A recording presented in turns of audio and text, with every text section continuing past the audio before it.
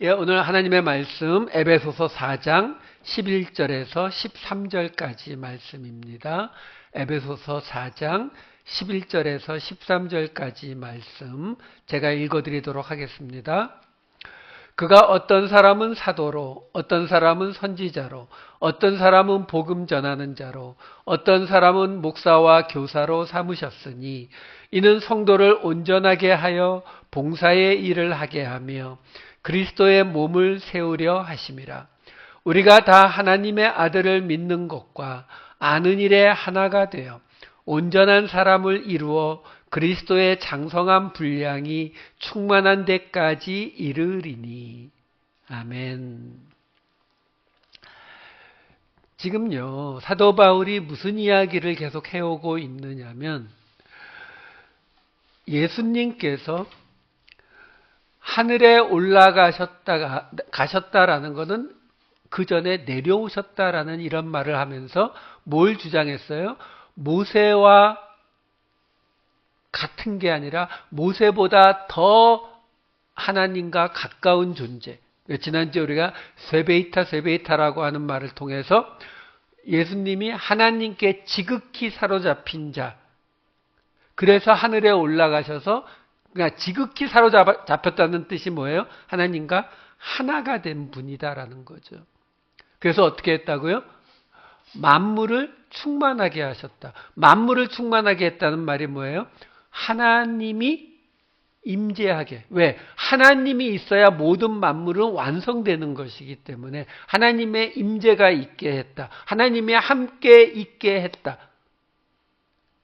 그런데 그러면 예수님께서 하나님과 한 분이신 분이 지극히 사로잡히신 분이 만물을 하나님과 함께 있게 했다라고 말을 하고서 그리고서 이 11절부터 16절까지가 한 문장이에요. 지금 그걸 나눠서 지금 보고 있는 거예요. 너무 기니까. 그러니까 이 11절부터 16절이 무슨 내용이냐면 예수님께서 지금 만물에 하나님이 함께 하시도록 만물을 충만하게 하셨다라는 게 그 바로 앞에 결론이었거든요. 그러면 어떻게? 예수님이 어떻게 만물을 하나님과 함께 있게 했느냐? 어떻게 만물을 충만하게 했느냐? 그 방법에 대한 것이 이 11절부터 16절까지 이어지는 한 문장이라고요. 그래서 지난주에 우리는 11절, 12절을 이미 봤죠. 다시 볼게요. 그가 어떤 사람은 사도로, 어떤 사람은 선지자로, 어떤 사람은 복음 전하는 자로, 어떤 사람은 목사와 교사로 삼으셨으니 이는 성도를 온전하게 하여 봉사의 일을 하게 하며 그리스도의 몸을 세우려 하심이라. 이 말씀을 어떻게 설명드렸냐면 사도, 선지자, 복음 전하는 자, 그리고 가르치는 목자. 그래서 모두가 다 말씀을 가르치는 자들. 그러니까 예수님이 선택하신 그 방법이 뭐냐면 만물을 충만하게 하나님의 임재가 있게 하시기 위한 방법이 뭐냐면 바로 말씀을 가르쳐서 성도를 온전하게, 정확히는 성도를 고쳐서 준비시켜서 그래서 어떤 일을 하게 했다고요? 봉사의 일을 하게 해서 그리스도의 몸인 교회를 세우게 했다. 여기서 봉사의 일이라고 번역이 된 이 단어가 섬김이라고 번역을 하는 게 더 낫다라고 제가 말씀을 드렸어요. 디아코노스라고 하는 이 단어는 봉사보다는 섬김이라고 보는 게 훨씬 더 낫다. 그러면 결국 지금 예수님이 선택하신 방법이 뭐냐면 말씀으로 가르쳐서 우리로 하여금 우리가 가진 생각, 우리의 기준을 바꾸게, 그렇죠? 우리가 이미 전에 말씀드린 것처럼 매트릭스에서 빨간 약을 먹게 해서 우리로 섬김의 자리에 가서 서로 섬기는 자리로 가서 그걸 통해서 하나님의 교회를, 그리스도의 교회를 세우게 하시려고 하셨다라는 거예요. 자, 그러면 문제는 여기서 우선 우리가 꼭 짚고 넘어가야 될 게 뭐냐면 바로 그 섬기는 일이 뭐냐라는 거죠. 왜? 제가 굳이 이거를 봉사의 일을 섬김으로 바꿔놓은 이유도 뭐냐면 우리가 봉사라고 하게 되면 뭔가 몸을 움직여서 하는 일을 먼저 떠올리거든요. 자, 그러면 성경이 말하는 이 섬긴다라고 하는 의미는 우리가 생각하는 것보다 훨씬 더 아주 많이 중요한 거예요. 아니, 중요하다는 말로도 모자라는 게 뭐냐면 그냥 복음의 핵심 중에 핵심이라고 생각하시면 돼요. 이게 우리가 잘 이해가 안 되는 이유가 뭐냐면 우리는 지금 종이 있는 시대를 살고 있지 않아요.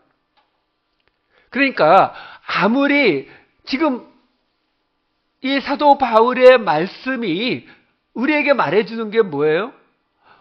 이 땅에 이 모든 만물들의 하나님의 임재가 임해야 그들이 완성된다고요. 왜? 본래 그렇게 창조하셨으니까. 그러면 하나님의 임재, 하나님의 함께하심이 있게 하기 위해서 우리 죄를 사해 주시는 거잖아요. 왜?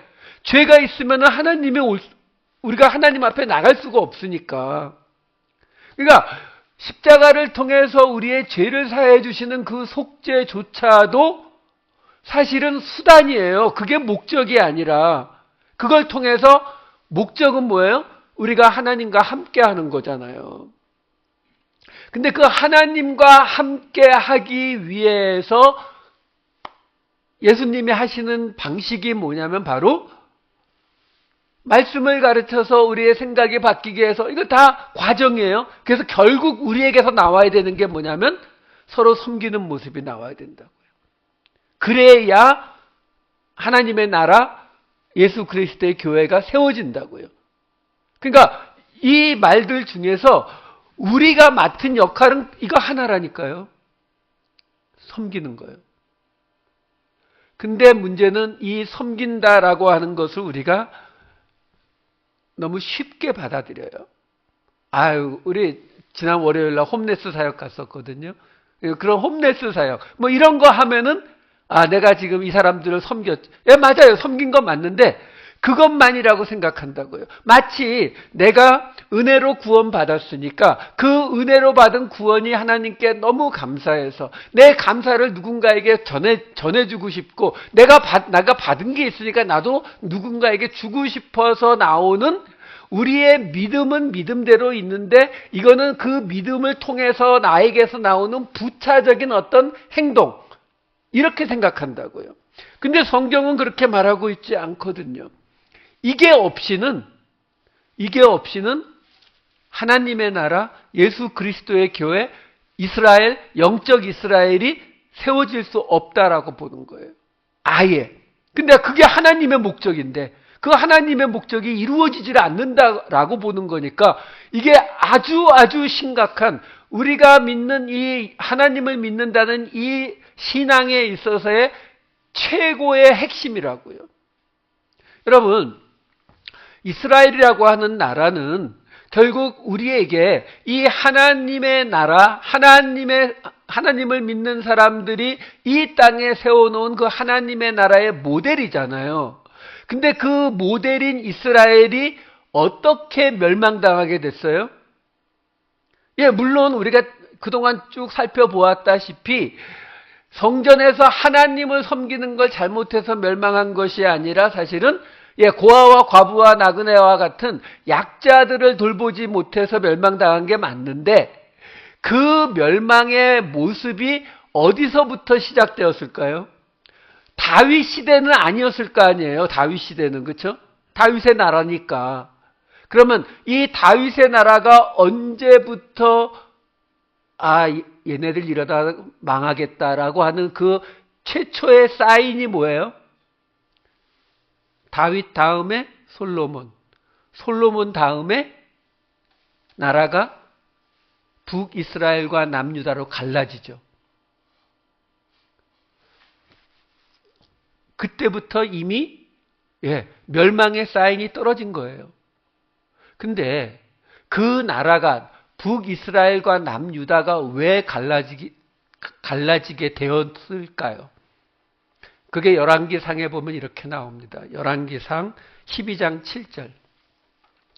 대답하여 이르되 왕이 만일 오늘 이 백성을 섬기는 자가 되어 그들을 섬기고 좋은 말로 대답하여 이르시면 그들이 영원히 왕의 종이 되리이다 하나. 지금 이게 어떤 장면이냐면요, 솔로몬의 아들인 르호보암이 왕이 됐어요. 근데 여로보암이라고 하는 사람이 대부분 이스라엘 사람들의 지지를 받고 있는 상황이에요. 왜? 이 르호보암이 올라오면서, 여러분, 솔로몬 때에 솔로몬 성전을 지었잖아요. 우리는 그냥 쉽게 생각하기를, 솔로몬 때에 그 하나님의 성전이 세워졌으니까 얼마나 좋을까 이렇게만 생각하죠. 근데 그 성전 누가 지었을까요? 솔로몬이 벽돌을 날랐을까요? 아니잖아요. 그렇죠? 우리 한국 역사에서도 조선이 멸망하게 된 가장 근본적인 원인으로 치는 게 뭐예요? 그 조선 말기에 이 건물 짓느라고 돈 다 세금 심하게 걷고 백성들 끌어다가 일시키고 그런 대규모 사역이 일어나게 되면은요, 나라가 휘청거려요. 중국을 최초로 통일한 진나라가 왜 멸망했다고요? 한 대 만에 망했잖아요. 만리장성 쌓고 망하는 거예요. 왜? 그냥 지어 그러면은 지금처럼 현대건설에 가서 쫙 지어주는 게 아니잖아요. 백성들 끌어다가 일시켜야 되고 세금 더 걷어서 돈을 만들어야 되니까. 마찬가지예요. 솔로몬이 성전을 짓는 그 과정 속에서 이스라엘이 큰 나라가 아니잖아요. 그 조그만 나라 안에서 그 성전을 지어낸다고 하는 거는 결코 넉넉한 살림이 아니거든요. 그러니까 백성들이 힘들었다고요. 근데 그 아들 르호보암이 왕이 되었을 때에 그래서 세금을 좀 낮춰달라고, 우리 지금 덜 힘들게 해달라라는 요청을 했지만 그걸 거부하고 도리어 반대로 더 세금을 올리고 더 노역에 동원하고 이랬거든요. 그러니까 반대파에 있는 여로보암 쪽으로 사람들이 몰리는 거예요. 그러니까 솔로몬 당시에 있었던 그 가신들이 이 르호보암 왕에게 와서 말하는 것이 바로 금방 읽은 이 열왕기상의 말씀이에요. 근데 이 사람들이 지금 뭐라고 말하는지를 보세요. 잠깐만 다시 한 번만 보여주세요. 여기 지금 그 르호보암 왕에게 지금 이 사람들이 뭐라고 이야기하냐면, 왕이 만일 오늘 이 백성을 섬기는 자가 되어 그들을 섬기고, 여기 섬기는 자라고 번역이 되니 에베드라고 하는 히브리어 단어는 종이에요. 종. 그러니까 섬기는 자라고 번역을 해놓으니까 우리가 당연히 임금이 백성들을 마음으로 섬겨야지 이렇게 되는 거지만, 그냥 직역하게 되면은 왕이 오늘 이 백성들의 종이 되어 이렇게 되는 거예요. 이게 70인역에서도 똑같이 종이라는 둘로스로 번역을 해버린다고요. 근데 여러분, 이 상황이요, 지금 우리 상황에서는 그냥 그런가 보다 하겠지만, 이 당시는 신분의 이게 아주 확실하던 시대잖아요. 그렇죠? 귀족만 돼도, 종은 그냥 죽여버려도, 사람들 앞에서 죽여버려도 아무 문제가 안 되던 그런 시대라고요. 그런 시대에 지금 이 사람들이 뭐라고 이야기하고 있는 거냐면, 나라가 갈라지지 않으려면 당신이 백성들의 종이 돼야 된다라고 말하더라는 거예요. 이 이야기를 가지고 예수님이 그대로 얘기하신 게 마태복음 20장 25절에서 28절에 이렇게 나옵니다. 예수께서 제자들을 불러다가 이르시되 이방인의 집권자들이 그들을 임의로 주관하고 그 고관들이 그들에게 권세를 부리는 줄을 너희가 알거니와 너희 중에는 그렇지 않아야 하나니 너희 중에 누구든지 크고자 하는 자는 너희를 섬기는 자가 되고, 여기까지는 디아코노스예요. 섬기는 자라고 번역하셔도 돼요. 근데 그 다음에 27절 이렇게 나옵니다. 너희 중에 누구든지 으뜸이 되고자 하는 자는 너희의 종이 되어야 하리라. 인자가 온 것은 섬김을 받으려 함이 아니라 도리어 섬기려 하고 자기 목숨을 많은 사람의 대속물로 주려 함이니라. 예수님이 지금 무슨 말을 하고 계신다고요? 예수님이 이 땅에 오신 목적이 뭐라고요? 섬기러요.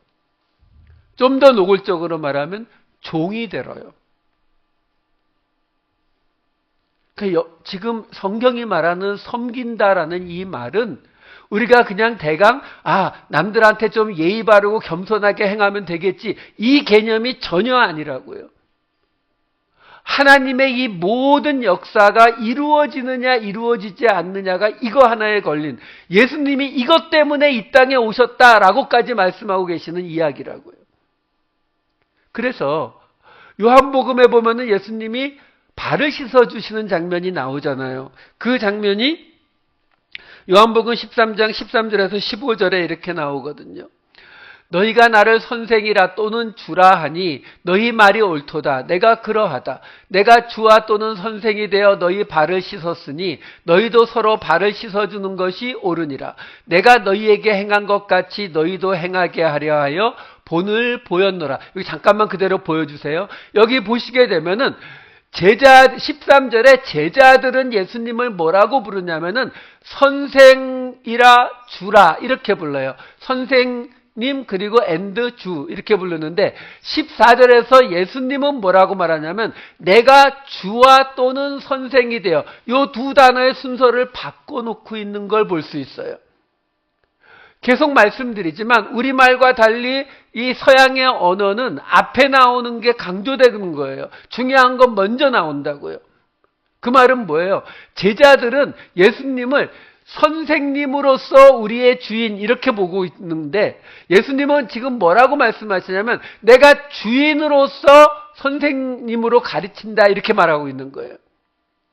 그러니까 이 요한복음 13장에 보시게 되면은 뭐라고 나오는 거냐면은 예수님이 본을 보였다라고 지금 이야기를 하시는데, 이 발 씻는 거를 가지고 너희 앞에서 행해서 내가 본을 보였다라고 말씀을 하시는데, 그 모습이 뭐냐라는 거예요. 그냥 세족식, 우리가 이 낮은 자리로 내려가야 된다라고 성경이 이야기하니까 우리가 겸손한 자리로 내려가야 되니까, 그러니까 무슨 뭐 드레스 디아스나 뭐 이런 데 가면은 이 세족식을 하잖아요. 그렇죠? 이 세족식을 해서 서로 이렇게 발을 씻겨주고 하는 거. 예. 뭐 좋아요. 그런 거 하는 게 결코 나쁘다는 건 아니에요. 근데 지금 예수님이 여기서 내가 본을 보였다라는 이 말이 세족식의 본을 보였다, 서로 발을 씻어주라고 한 이야기라고 생각이 드세요? 아니라니까요. 이게 우리가 이 섬긴다라고 하는 것을 너무 쉽게 생각해서 자꾸 오는 오해라고요. 아까 보았던 열왕기상 12장 7절 말씀 다시 한번 보여주세요. 거기 보면은 뭐라고 나오냐면, 왕이 이 백성의 종이 되어 그들을 섬기고 좋은 말로 대답하여 이르시면 그들이 영원히 왕의 종이 되리이다 하나. 여기서 지금 무슨 얘기가 나오냐면, 왕이 백성의 종이 되면, 그러면 거기서 끝나는 게 아니라 거기서 반작용이 일어나서 백성이 왕의 종이 될 것이다 라고 지금 말을 해주고 있는 거예요. 그러니까 예수님이 지금 이 요한복음에서 그 세족식을 하시고서 본을 보이신다라고 하는 그 본을 보인다는 말이 뭐냐면, 마태복음에 나왔던 것처럼 으뜸이 되고자 하는 자는 종이 되라고 했잖아요. 그러니까 이 세족식은 다른 걸 보여주는 것이 아니라 예수님이 내가 너희의 주인인데, 여러분 주인이라는 큐리오스라고 하는 단어의 반대말이 바로 종, 둘로스예요. 그렇잖아요. 주인과 종이라고요. 그러니까 예수님이 내가 종이 되었는데, 근데 너희는 어떻게 할 거냐? 내가 본을 보였다라고 하는 것은 발을 씻었다를 이야기하는 것이 아니라 바로 종이 되었다라는 걸 보여주는 거예요. 그게 바로 이어지는 요한복음 13장 16절 17절에 이렇게 나와요. 내가 진실로 진실로 너희에게 이르노니 종이 주인보다 크지 못하고 보냄을 받은 자가 보낸 자보다 크지 못하나니 너희가 이것을 알고 행하면 복이 있으리라. 여기서 지금 예수님이 그 바로 앞에서 무슨 얘기했다고요? 내가 너희들에게 발을 씻어준 거, 내가 주와 선생이 되어 너희들의 발을 씻어준 이것은 너희들이 나를 내가 행한 것처럼 따라하라고 본을 보인 것이다 라고 말했잖아요. 근데 그 바로 이어지는 16절에서는 뭐라고 말하냐면 종이 주인보다 크지 못하고 라고 종과 주인을 딱 찝어서 이야기하잖아요. 한마디로 뭐라고 말하는 거예요? 예수님이 너희가 볼 때에 나는 선생으로서 너희들의 주인일지 몰라도 나는 주인으로서 너희들의 선생이다. 그 주인인 내가 종인 너희들을 내가 종이 되어서 너희들의 발을 씻겼다. 근데 종인 너희가 주인보다 크지 못한데 너희가 주인이 되려고 하면 된다 안 된다? 안 된다. 너희도 서로 종이 되어라. 그래서 그걸 확정해 주려고 뒤에 뭐라고 붙여요? 보냄을 받은 자가 보낸 자보다 크지 못하나니. 보냄을 받은 자로 번역이 된 단어가 아포스톨로스, 사도예요. 이게 지금 요한복음 13장이지만 요한복음에서는 14, 15, 16, 17장까지는 예수님이 나중에 그 성령님 오시는 뭐 이런 여러 가지 이야기를 하시는 장면이 나오고 18장으로 딱 넘어가면서 곧장 예수님이 붙잡혀 가시는 장면으로 이어지거든요. 그러니까 지금 이게 13장이지만 붙잡히시기 직전에 제자들에게 하시는 마지막 말씀이라고요. 그럼 거기서 지금 예수님이 보냄을 받은 자가 보낸 자보다 크지 못하고 할 때 그 사도라고 하는 말은 누굴 가리키는 거예요? 바로 지금 말씀하고 계시는 그 앞에 있는 제자들이요. 그러니까 그들에게 말하는 거예요.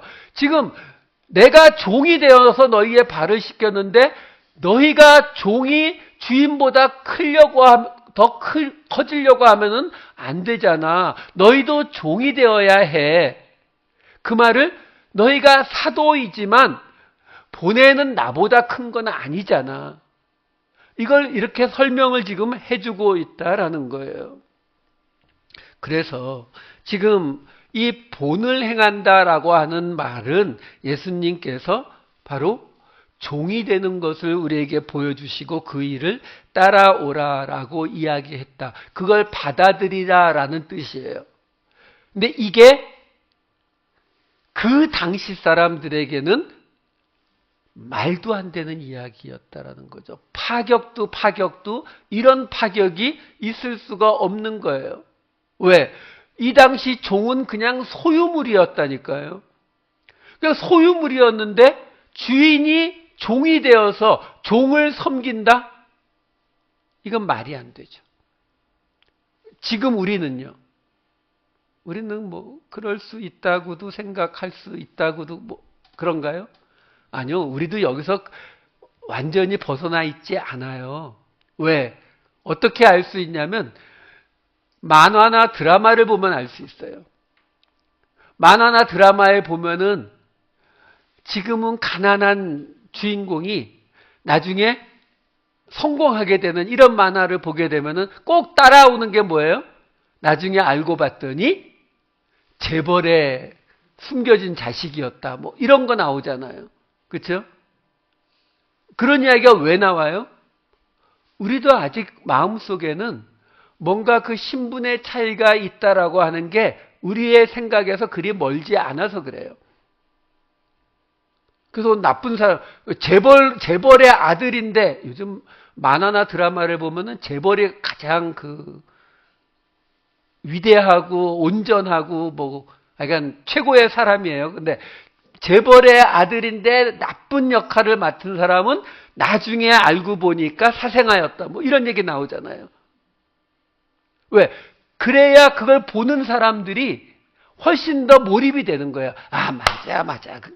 저렇게 나쁜 짓 한 거 보면은 저 재벌의 아들일 리가 없었던 거지. 뭐 이런 이야기. 그것처럼 지금 우리가 종이 된다라고 하는 이것에 대해서 우리가 생각보다 못 받아들여요. 그러니까 이게 그 의미를 잘 이해를 못해서가 아니에요. 이해를 안 하려고 하는 거죠. 왜? 이해를 하면은, 왜? 그냥 제가 여러분들에게 하나님께서 여러분들이 다른 성도들을 섬기기를 원하십니다라고 하면은 아멘 할 수 있잖아요. 왜? 하면 되니까. 근데 그게 아니라 종이 되길 원하십니다라고 말하면 아멘 소리 안 나오죠. 왜? 그거 감당 안 되거든요.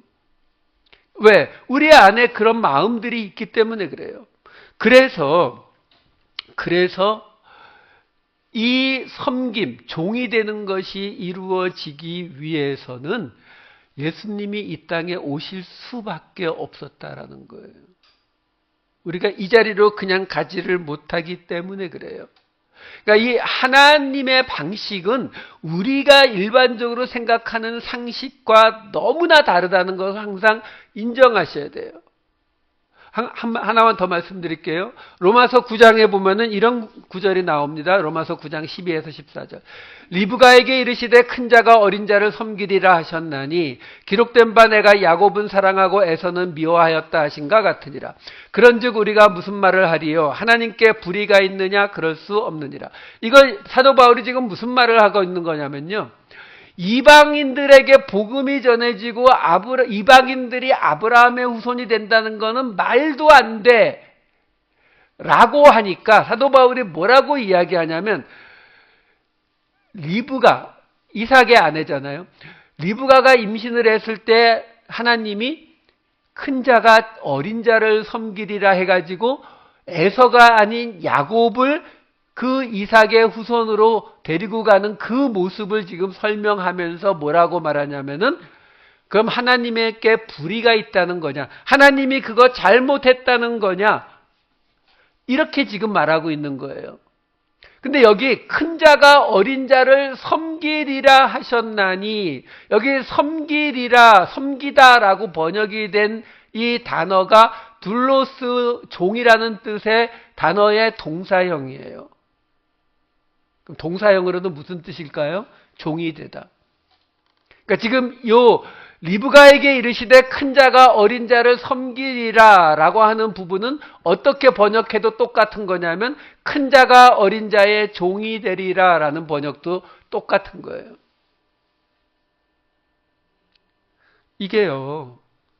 하나님이 이런 일을 왜 하시는지를 한번 생각해 보셔야 돼요. 여러분 성경은요. 분명히 구약시대에 아버지의 거의 모든 것을 장자가 이어받게 됩니다.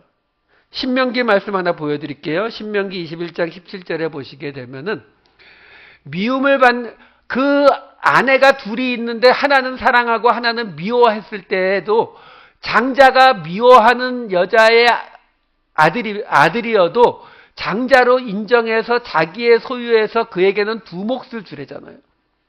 이런 정도로 처음 태어난 것이 하나님의 것이거든요. 그러니까 성경은 분명히 장자에게 모든 권리가 가는 걸 이야기하고 있어요. 근데 하나님이 말 따로 행동 따로예요. 왜? 우리가 잘 알다시피 가인과 아벨.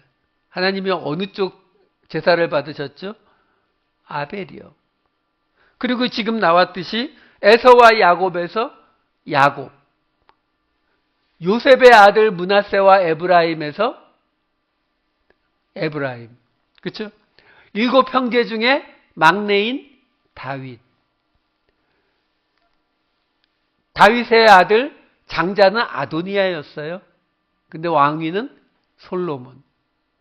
여러분, 성경에 나오는 굵직한 사건에 연관된 케이스에서는 하나님이 장자에게 넘겨주신 케이스가 없어요. 그럼 도대체 장자의 권리가 있는 거예요? 하나님이 안 지키는데요? 그럼 하나님이 이걸 통해서 우리에게 보여주시고자 하는 게 뭐예요? 바로 하나님의 파격이죠. 너희가 생각하는 어떤 일반 원리와 하나님은 다르다라는 걸 보여주시기 위함이라고요. 그리고 그 하나님의 파격의 가장 대표적인 케이스가 뭐예요? 예수님의 십자가잖아요. 잡혀서 고통받으면서 죽는 그 십자가, 골고다의 십자가의 자리가 영광의 자리라고 말하는 게 우리 성경이잖아요. 그러니까 이 하나님의 파격, 이걸 이해해야 우리가 종이 되어야 하나님의 나라가 세워진다라고 하는 이 역설이 이해가 될 수가 있다고요. 자, 그래서 이제 그걸 설명하기 위한 내용이 이제 13절부터 나오는 거거든요. 4장 13절로 들어가 볼게요. 우리가 다 하나님의 아들을 믿는 것과 아는 일에 하나가 되어 온전한 사람을 이루어 그리스도의 장성한 분량이 충만한 데까지 이르리니. 이런 구절이 나오면은 읽긴 읽었는데 뭔 소리인지 잘 이해가 안 돼요.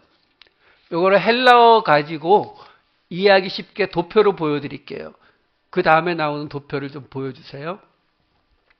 자, 이 13절 말씀이 그 앞에 12절도 이렇게 돼 있는 게 있나요? 예. 지금 12절에 우리가 이미 보았던 말씀을 통해서 성도를 준비시켜서 봉사의 일, 섬김의 일을 하게 해서 그리스도의 몸인 교회를 세우려 하시는 것이 예수님의 지금 방식인데, 이게 헬라어를 보시게 되면은 11절에 그리스도께서 가르치는 직분들을 주셨으니 하면서 12절의 내용이 성도의 준비됨으로 섬김의 일에 그리고 그리스도의 몸의 건축에, 이게 전치사 에이스라고 하는 단어로 이렇게 시작되는 두 개로 나누어지는 거예요. 그러니까 제가 설명드렸다시피 사도, 선지자, 복음 전하는 자, 가르치는 목자, 이 사람들을 그리스도께서 세우셔서 말씀을 가르치셔 가지고 성도를 온전하게, 성도를 고쳐서 준비시켜 가지고 그 다음에 뭘 한다고 나오는 거냐면은 이 에이스라는 전치사가 영어의 투어에 가깝거든요. 뭐뭇을 향해, 뭐뭇에 이렇게 번역이 된다고요. 그러니까 그래서 이루는 게 뭐냐면은 섬기는 일을 하게 하고 그리고 그리스도의 몸인 교회를 세우게 하는 거. 이게 목적이 되는 거예요. 이것처럼 자, 이번 13절을 보여주세요. 13절은 이렇게 나오는 거예요. 하나님의 아들을 믿는 것과 아는 일에 하나가 되어, 이 전체를 헬라어로 제가 이렇게 순서를 바꿔드리면 이렇게 되어 있어요. 우리가 다 도착할 때까지 하나님의 아들을 믿는 것과 아는 것에 하나 되매, 그 다음에 성숙한 한 사람이 되매, 그 다음에 그리스도의 충만함에 성숙한 분량에, 이게 뒤에 가로 안에 있는 건 제가 붙여놓은 거예요. 그러니까 우리가 섬기는 일, 종이 되는 일로 하나님의 교회를 세우는 일을 하기 위해서 말씀을 통해서 우리가 준비되는 거거든요. 근데 그걸 언제까지 해야 되느냐? 우리가 그 밑에 나오는 세 가지 목표에 도달할 때까지 라고 설명을 하는 거예요. 그럼 그 세 가지 목표가 뭔가 하면은 첫 번째가 하나님의 아들인 그리스도를 믿는 것과 아는 것에 하나가 되는 곳으로. 그러니까 어디로라고 제가 붙여놓은 거예요. 그리고 두 번째가 성숙한 한 사람이 되는 곳으로. 그리고 세 번째가 그리스도의 충만함에 성숙한 분량에 이르는 곳으로. 그러니까 이 세 가지는 동시에 일어나는 한 가지의 세 모습이라고 보시면 돼요. 그러니까 이 하나가 일어나고 두 번째가 일어나고가 아니라 그냥 우리가 섬김으로 그리스도의 교회를 세워나가는 그 모습이 어떤 과정을 거치는 거냐면 그러니까 그냥 단순하게 누구에게 봉사하는 게 아니라 우리가 뭔가를 해서 그 섬김을 통해서 교회를 세워나가는 모습을 세 가지로 설명을 해준 거예요. 그리스도를 믿는 믿음과 아는 것에 하나가 되는 방식, 그 다음에 성숙한 한 사람이 되는 방식, 그 다음에 그리스도의 충만함이 성숙한 분량에 이르는 방식, 요 세 가지의 방식이 동시에 진행이 되어서 하나님의 교회를 세우는 곳으로 간다. 이렇게 설명이 되는 거예요. 자, 그러면 그 첫 번째부터 보자고요. 자, 첫 번째, 예수님을, 그리스도를 아들을 믿는 것과 아는 것에 하나 되는 것이 뭐냐라는 거죠. 어떻게 하는 게 하나님의 아들을 믿는 것과 아는 것에 하나가 되는 것이냐. 자, 이걸 보시게 되면은 우리가 이걸 좀 이해해야 되는 게 뭐냐면, 예수님을 믿는 것, 뭘 믿는 거죠? 가끔 이렇게 유튜브 같은 데 보면은 2000년 전 예수님이 실제로 이 땅에 계신 것을 증명한다라고 하면서 막 온갖 이야기를 하는 그런 게 있어요. 뭐 좋아요. 뭐 그게 필요하면은 보셔도 돼요. 뭐 그런 거 보는 게 잘못되지 않았어요. 자, 근데 2000년 전에 예수님이 이 땅에 오셨다라는 것을 믿으시면 뭐가 달라지나요? 2000년 전에 계셨어요. 그래서요. 우리가 믿는 게 그냥 2000년 전에 예수라는 어떤 사람이 와서 있었다. 이거예요? 아니라니까요. 그래서 여러분, 우리가 이 예수님에 대해서 좀 깊이 생각해 보실 필요가 있어요. 예수님이 한마디로 나중에 다시 나오겠지만 한마디로 예수님의 본질이 뭐냐라는 거예요. 우리는 예수님을 믿는다라는 것이 어떤 의미를 갖느냐라는 거예요. 자, 그 얘기는 나중에 다시 드릴게요. 왜냐하면 이게 같은 이야기, 같은 것이 지금 세 가지 모습으로 나오는 건데 세 번째 모습에서 그 이야기가 나오는 거니까 여기서는 일단 넘어가고요. 자, 믿는 거는 그래도 우리가 조금 이해를 하는데 아는 일, 이 아는 일로 번역이 된 단어가 에피그노시스예요. 그노시스가 알다라는 동사인데 그 앞에 에피라는 게 붙었어요. 지난번에 이미 한번 설명해 드렸는데 이 에피그노시스라고 하는 이 단어는 히브리어의 야다라고 하는 알다라는 동사를 번역한 단어인데 이 단어에는 그냥 지식으로 아는 것만이 아니라 히브리어 야다는 관계를 통해서 경험을 통해서 아는 것을 의미한다라고 설명을 드린 적이 있어요. 자, 그러니까 지금 이 말을 바꾸면 그리스도를 믿는 것과 그리스도를 경험하는 것에 하나가 되는 것을 말해요. 오해하지 마시고 잘 들으셔야 돼요. 무슨 말이냐면 믿는 믿음과 아는 경험하는 것이 둘이 하나가 된다는 의미가 아니라 우리가 그리스도를 믿는 믿음과 그리스도를 경험하는 경험이 하나가 돼야 된다는 거예요. 자, 중요한 말이 뭐냐면 이 말의 시작이 어떻게 시작됐냐면 우리가 다 도착할 때까지로 시작한 거예요. 그러니까 이 말씀은 개인에게 주시는 말씀이 아니다라는 거예요. 그럼 누구에게요? 에베소 교회예요. 교회 공동체에게 주시는 말씀이에요. 자, 교회 공동체가 믿는 그리스도를 향한 믿음이 있고, 그리고 교회 공동체가 경험하는 그리스도를 향한 그 지식이 있다고요. 믿음은 조금 설명하기 복잡하니까 그냥 이 아는 것, 지식을 가지고 설명을 해드릴게요. 왜? 이게 경험을 통해서 나오는 거거든요. 근데 그거에 하나가 된다라고 하는 게 이게 가능하냐라는 문제가 나와요. 쉽게 말씀드려서 제가 지금 믿음을 설명 안 하는 이유가 뭐냐면 이게 교리라고 오해하기가 쉽기 때문에 그래요. 그러니까 예수 그리스도를 믿는 믿음. 근데 여러분 그거 아세요? 우리는 우리의 행위가 우리의 구원과 아무 상관이 없다고 생각하시잖아요. 그렇죠? 왜 이 말에 반응이 없지? 여러분 우리 장로교예요. 장로교. 네, 우리 장로교는 전적인 은혜예요. 그러니까 우리의 행위와 아무 상관이 없다고 해요. 근데 행위가 상관이 있다라고 하면은 이단인가요? 근데 감리교가 그러거든요. 감리교 이단이라고 하실 거예요. 제가 왜 이런 예를 들어드리냐면 우리 장로교와 감리교 사이에서도 그리스도를 향한 이 믿음이라고 하는 것에 대해서 약간의 해석 차이가 있어요. 그렇죠? 그러니까 이거는 우리가 그냥 교리의 문제라고 볼 수는 없는 거예요. 근데 이걸 제가 이 지식 아는 것을 가지고 설명을 해드리려는 거예요. 왜? 이거는 아주 뚜렷하게 갈라지니까. 쉽게 말씀드려서 여러분들이 지금 이 자리에 함께 앉아 계시지만 우리가 경험한 하나님에 대한 그 경험은 결코 같은 경험이 있을 수가 없어요. 다 다르죠.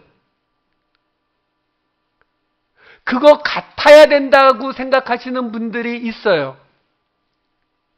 어디 있어요? 저기 기도원 같은 데 가면은 많아요. 어떻게? 거기 가면은 저도 왕년에는 기도원 꽤나 쫓아다녔거든요. 가면은 거기서 하는 설교나 이런 거는 거의 패턴이 똑같습니다. 그렇죠? 아, 거기 일어나세요. 암 걸렸다가 나으셨답니다. 할렐루야 막 이러잖아요. 그렇죠? 그러면서 뭐라고 하는 거예요?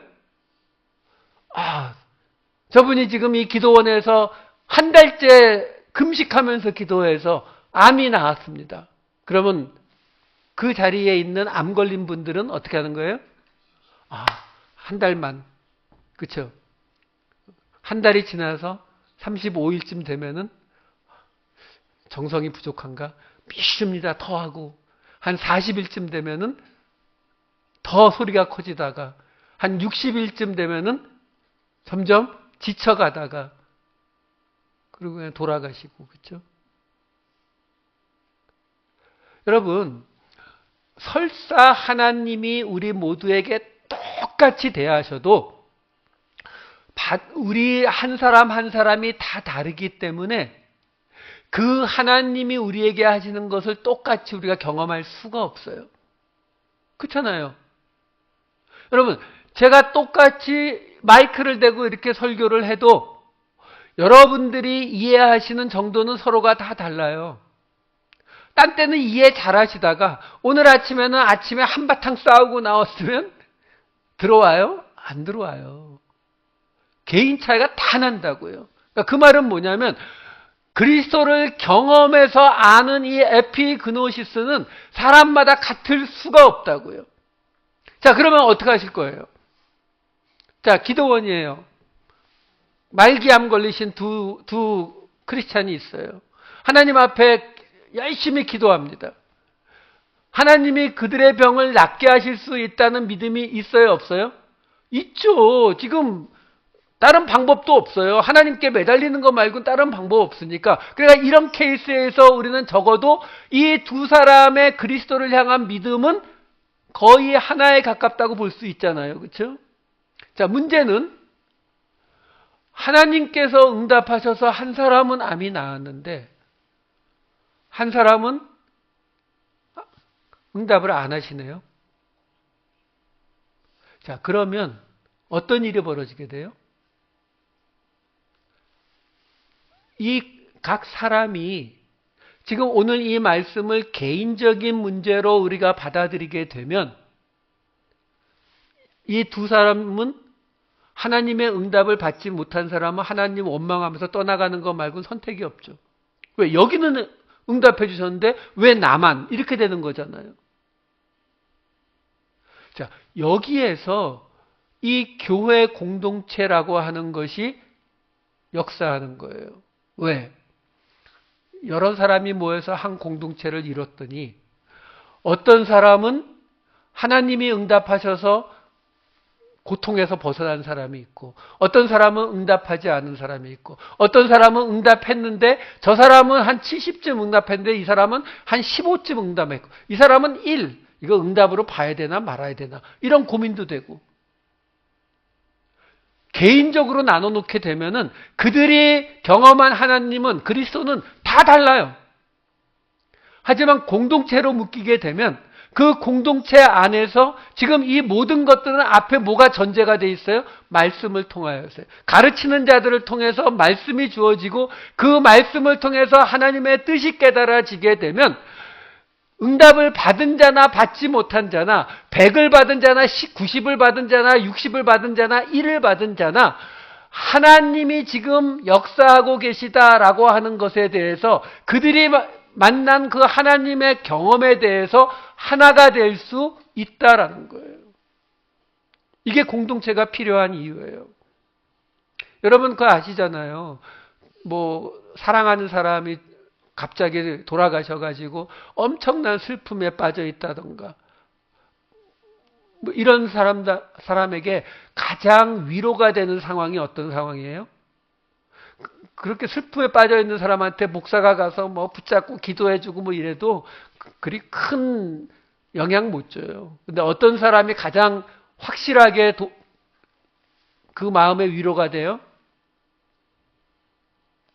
똑같은 일을 겪었던 사람이 똑같은 일을 겪고도 하나님 안에 머물러 있는 사람이 가서 괜찮아. 나도 그날이 있었어. 라고 말할 때 가장 위로가 되는 거거든요. 이게 공동체의 힘이에요. 지금 사도 바울이 바로 그 얘기를 하는 거예요. 섬김을 통해서 서로 낮은 자리로 내려가서 서로를 섬기게 되면 그 섬김을 통해서 그리스도를 믿는 믿음과 그리스도를 아는 것에 하나가 된다라는 거죠. 그날까지 이 섬김을 계속해 가라라는 말이에요. 자, 그럼 두 번째로 나오는 것이 뭐냐면은 성숙한 한 사람이 되는 것. 자, 여기 성숙한 한 사람 아까 말씀드렸다시피 이거는 공동체예요. 개인이 아니에요. 왜?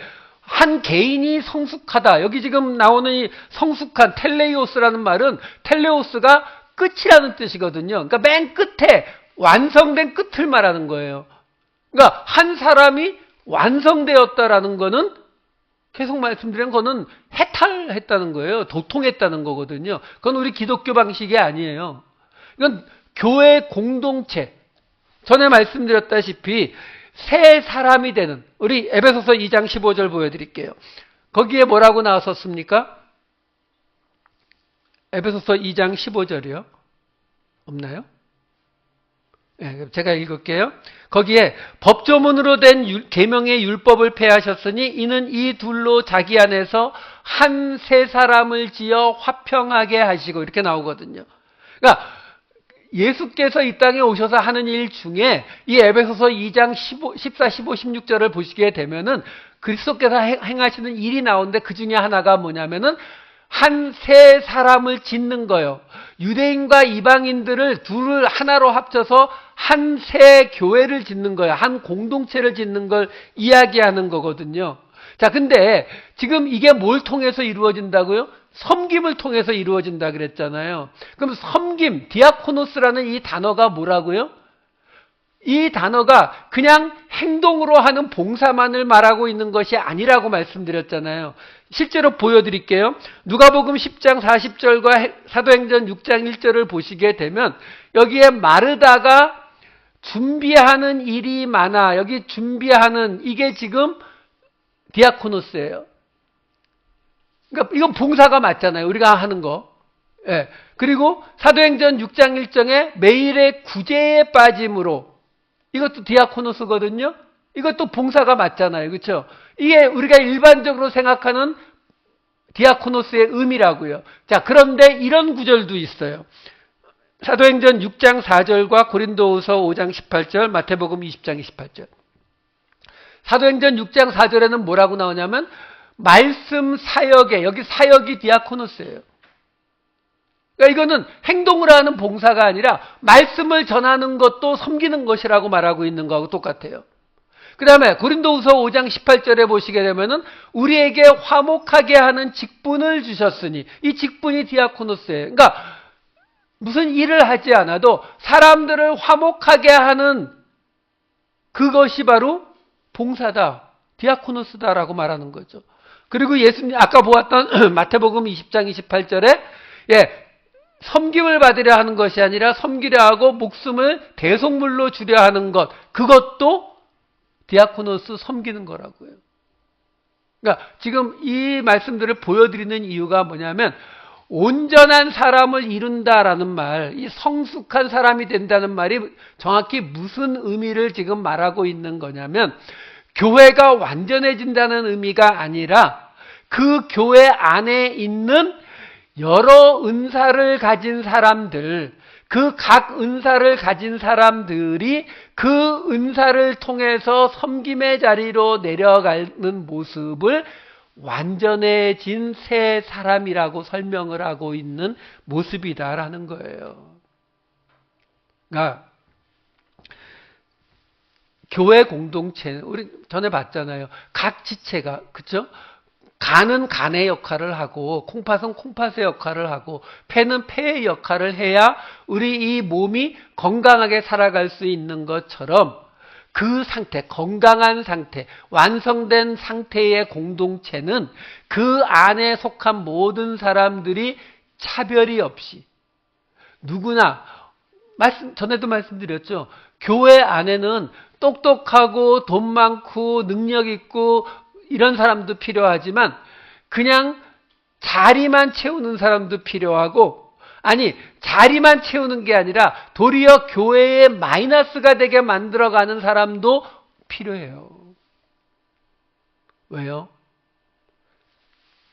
하나님께서 그런 사람들까지 포함해서 성숙한 한 사람을 만드시겠다라는 것이 하나님의 뜻이거든요. 안 그러면 어떤 일 벌어진다고요? 저 사람은 교회에 도움이 안 되네. 저 사람은 내보냈으면 좋겠어. 그래서 내보냈다고 쳐요. 그 다음에 어떤 일이 벌어질까요? 간단해요. 왜? 우리가 꼴찌를 눈 뜨고 못 본 거거든요. 근데 꼴찌가 사라지면요. 꼴찌에서 2등이었던 사람이 꼴찌 되는 거예요. 이거는 뭐 세상의 상식입니다. 여러분, 뭐 정치적으로 이렇게 우리 편, 저쪽은 남의 편. 그래서 남의 편을 다 죽여나가면 어떻게 돼요? 공산주의 사회가 되는 거거든요. 독재 사회. 그럼 독재 사회가 되면 더 이상 적이 없어요? 아니요. 적을 만들어야 독재가 가능해지거든요. 끊임없이 적을 만들고 끊임없이 그 적을 없애고 또 만들고 또 없애고, 이게 인류 역사예요.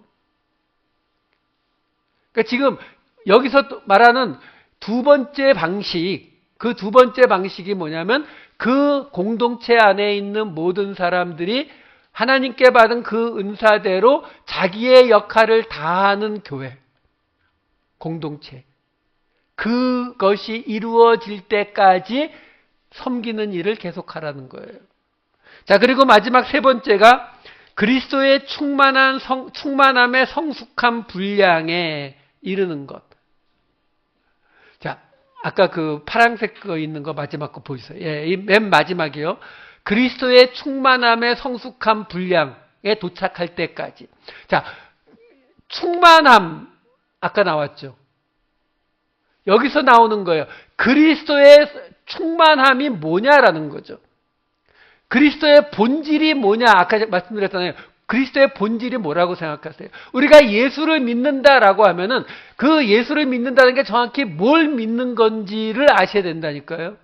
그러니까 예수에 뭘 믿으시는 거예요? 라고 물으면 뭐가 떠올라요? 예수님이 우리 구원해 주셨어요. 예, 맞아요. 근데 아까 제가 뭐라고 했죠? 예수님이 우리를 구원하신 거는 목적이다, 수단이다? 수단이라니까요. 궁극적인 목적이 뭐예요? 그건 예수님을 보면 알 수 있어요. 예수님에 대해서 가장 잘 나와 있는 곳이 요한복음 1장 1, 2절이에요. 태초에 말씀이 계시니라. 이 말씀이 하나님과 함께 계셨으니 이 말씀은 곧 하나님이시라. 그가 태초에 하나님과 함께 계셨고, 이 말씀이 누군지 아시잖아요. 말씀이 육신이 돼서 오신 예수님이잖아요. 근데 지금 이 요한복음은 어떻게 시작하고 있어요? 그 예수님이 하나님과 함께 계셨고, 그 말씀, 예수님이 하나님과 함께 있는 정도가 아니라 그냥 하나님이시래요. 그걸 우린 지난주에 지극히 사로잡힌 자라고 봤잖아요. 그래서 그가 태초에 하나님과 함께 계셨고, 그걸 마태복음은 이렇게 표현했죠. 마태복음 1장 23절. 보라, 처녀가 잉태하여 아들을 낳을 것이요 그의 이름은 임마누엘이라 하리라 하셨으니 이를 번역한즉 하나님이 우리와 함께 계시다 함이라. 여러분, 지금 예수님의 본질이 뭐라고요? 하나님의 함께 하시며. 그래서 하나님이 함께 하시기 위해서 십자가를 지셔서 우리를 죄에서 구원하신 거라니까요. 그러면 이런 말씀들이 우리가 이해가 쉽게 돼요. 요한복음 2장 21절 말씀 보시면 예수는 성전된 자기 육체를 가리켜 말씀하신 것이라. 이게 뭐예요? 성전을 자랑하니까 예수님이 이거 무너뜨리면 내가 사흘 안에 다시 짓겠다 하니까 사람들이 말도 안 돼요 라고 말하니까 지금 이 요한복음 기자가 거기다가 설명을 덧붙여 놓은 거죠. 헤롯 성전을 무너뜨리면 헤롯 성전을 다시 짓겠다는 뜻이 아니라 성전된 자기의 육체를 다시 살리겠다는 말씀을 하신 것이다라는 거잖아요. 근데 성전된 자기 육체라고 하잖아요. 성전, 전에 말씀드렸죠. 교회와 성전은 다르다고 했어요. 교회가 성전이 되려면 뭐가 필요해요? 두 가지가 필요하다고 말씀드렸습니다. 하나는 죄를 사해주는 속죄가 있어야 되고 또 하나는요, 하나님의 임재가 있어야 된다고요. 근데 예수님이 지금 뭐라고 얘기하시는 거예요? 내가 너희를 위해서 제물로, 제사로 드려질 것을 말씀하시는 거잖아요. 그러니까 제사는 해결됐죠. 그럼 또 하나가 뭐라고요? 하나님의 임재. 이거는 예수님의 본질이라니까요. 그러니까 예수님이 성전된 자기 육체라는 말이 나오는 거예요. 이 두 가지가 다 이루어지니까. 이것처럼 지금 예수님의 본질은 예수님이 하나님과 함께함을 나타내는 분, 만드시는 분, 아니 그냥 하나님과 한 분이신 분. 그래서 예수님이 계신 곳에는 하나님이 함께 하시는 거예요. 그러니까 예수님의 제자들에게 나를 보았으면 하나님을 본 거다라고 말씀하시는 것이 그런 말씀들이에요.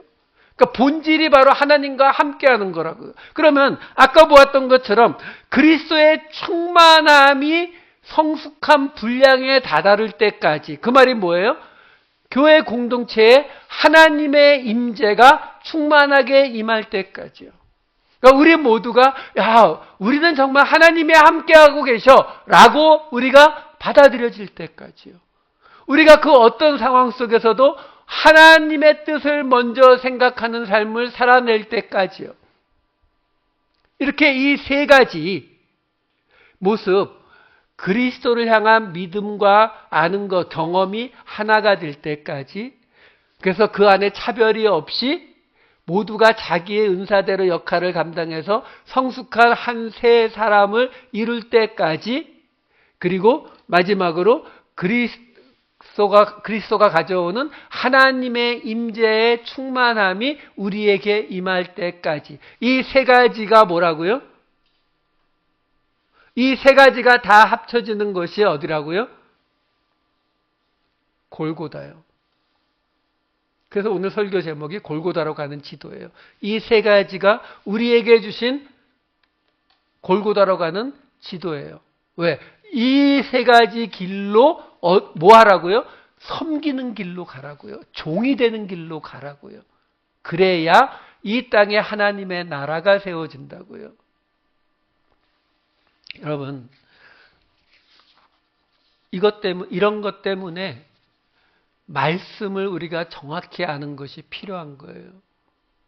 왜? 이 하나님의 파격. 지금 다음 주에 말씀드리겠지만 이 에덴 동산, 새 예루살렘 성으로 가는 길 문이 어디 있냐면 바로 그 골고다 꼭대기에 있는 거거든요. 십자가를 통해야 글로 간다고요. 예수님만 십자가를 통하는 게 아니라 우리에게 있어서 종이 되는 자리가 바로 그 십자가의 자리거든요. 그 십자가의 자리를 통과해야 우리는 회복된 에덴 동산 새 예루살렘 성으로 갈 수가 있거든요. 오늘 그 지도를 우리에게 주시는 거예요. 이 지도를 보시고 지난 한 주의 삶을 돌아보시고 내일부터 살아갈 새로운 한 주 어느 길로 가야 되는지, 어떤 모습으로 살아가야 되는지 그 길을 따라가실 수 있는 저와 여러분 되시기를 우리 주님의 이름으로 축복합니다. 기도하시겠습니다. 사랑이 많으신 아버지 하나님, 우리가 가야 할 곳, 우리가 달려가야 할 그 십자가 골고다의 언덕을 보여주시니 감사를 드립니다. 하나님, 저희들 이 작은 공동체에서도 내일의 에덴 동산, 내일의 새 예루살렘 성을 볼 수 있게 하여 주시옵소서. 이 공동체를 통해 하나님께서 보여주신 이 세 가지 길을 끝까지 달려나가는 우리 모두가 되게 하여 주시옵소서. 감사드리옵고 이 모든 말씀 우리 주 예수 그리스도의 이름으로 기도하옵나이다. 아멘.